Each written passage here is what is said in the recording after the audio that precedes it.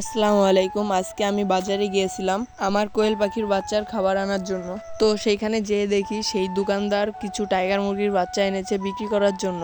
বাচ্চাগুলো দেখা মাত্রই আমার খুব পছন্দ হয়ে গেছে, যেই কারণে আমি তখনই তাকে বলছি এই বাচ্চাগুলো কাউকে দিবেন না, আমি নিব এই বাচ্চাগুলো। তার কাছে যতগুলো বাচ্চা ছিল প্রায় সবগুলোই বিক্রি করা হয়ে গেছে। এখন মাত্র অবশিষ্ট 13টি বাচ্চা ছিল। তারপর আমি সেই 13টি বাচ্চাই তার কাছ থেকে কিনে নিয়ে এসেছি। এই বাচ্চাগুলো যেহেতু খুবই ছোট, সেই জন্য এগুলোকে এখনই আমার বুডারে দিয়ে দিতে হবে। কিন্তু আমার কোনো বুডার প্রস্তুত ছিল না, তাই আমি এখন একটা বুডার প্রস্তুত করব। আমার যে বুডারটা ছিল সেটিকে আমি দুটি ভাগে ভাগ করে একটায় কোয়েল পাখির বাচ্চা এবং আরেকটায় চীনা হাঁসের বাচ্চা দিয়েছিলাম। চীনা হাঁসের বাচ্চা যেহেতু অল্প পরিমাণ, সেই জন্য আমরা ভেবেছি ওদেরকে আলাদা করে ফেলবো কোয়েল পাখি থেকে। তাই বুডারের ভিতরে ওদেরকে আলাদা করার জন্য যে ইট দিয়েছিলাম সেগুলো আমরা এখন তুলে নিচ্ছি। এই ইটগুলা তোলার পরে আমরা ভাবছি যে এই ঘরের ভিতরেই সাইডে ওদের জন্য ইট দিয়ে ছোট করে একটা বুডার সিস্টেম করে দিব।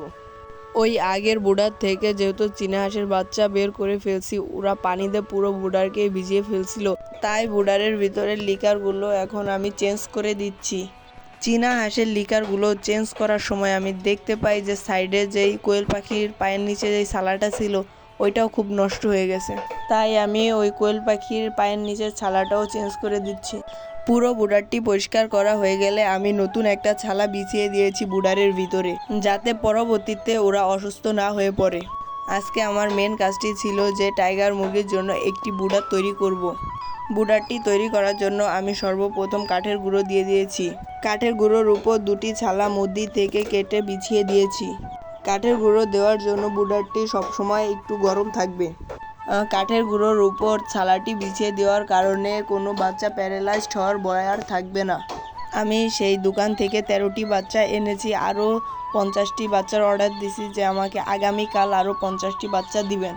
টাইগার মুরগির বাচ্চাগুলোকে বুডিংয়ে ছেড়ে দেওয়ার পরে যেহেতু বাচ্চার সংখ্যা অল্প, সেই জন্য আমি হাফ লিটার পানির ভিতরে লাইসোভিট গুলিয়ে দিয়েছি।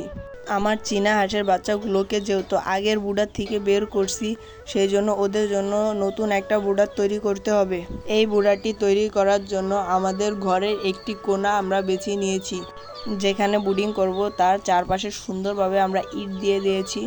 ইট দেওয়ার পরে আমি কাঠের গুঁড়ো দিয়ে দিয়েছি যাতে এই বুডারটি সবসময় গরম থাকে। এই বুডারটিতে আমি কোনো লাইট ব্যবহার করব না। হাঁসের বাচ্চার জন্য বেশি একটি তাপ প্রয়োজন হয় না, সেই কারণেই মূলত আমরা লাইটটি ব্যবহার করব না। সবগুলো টাইগার মুরগিকে ছাড়ার পরে বুডারে খুবই সুন্দর লাগতেছিল দেখতে। আমার কোয়েল পাখির বাচ্চাগুলো দেখতে দেখতে খুবই বড় হয়ে গেছে, মাশাআল্লাহ।